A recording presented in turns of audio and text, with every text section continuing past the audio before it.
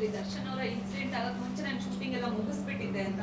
ಆ ಟೈಮಲ್ಲಿ ಏನಾದ್ರು ಸಿನಿಮಾ ಬಗ್ಗೆ ಮಾತಾಡಿದ್ದು ಶೇರ್ ಮಾಡಿದ್ದು, ನೀವು ಯಾವ ಸಿನಿಮಾ ಮಾಡ್ತೀರಾ ಇದೆಲ್ಲ ಅಪ್ಡೇಟ್ಸ್ ಇರುತ್ತಾ ಅವ್ರಿಗೆ? ಅಂದ್ರೆ ಸಿನಿಮಾ ವಿಚಾರ ಎಲ್ಲ ಶೇರ್ ಮಾಡಿ. ನಾನು ರಾಯಲ್ ಮಾಡ್ತಾ ಇರೋದು ಮುಹೂರ್ತ ಆದಾಗಿಂದ ಗೊತ್ತಿತ್ತು, ಯಾಕಂದರೆ ರಾಯಲ್ಗೆ ಕ್ಲ್ಯಾಪ್ ಮಾಡಿದ್ದೆ ನಮ್ಮಮ್ಮ.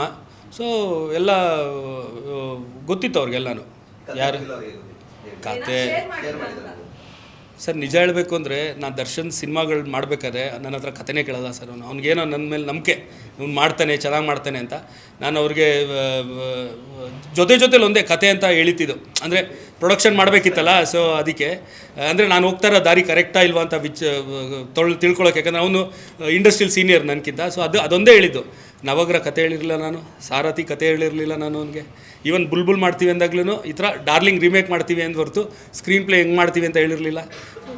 ಅದು ಬ್ಲೈಂಡ್ ಬಿಲೀಫು ತಮ್ಮನ ಮೇಲೆ ಅದು.